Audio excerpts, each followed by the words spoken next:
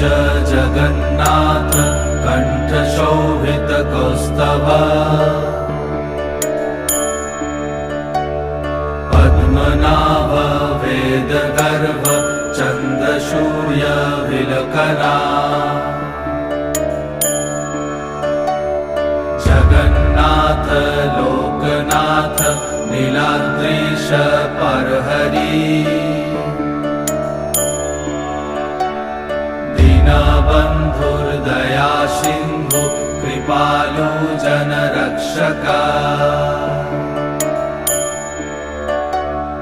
कम्बुपाणि Chakrapani Padmanabha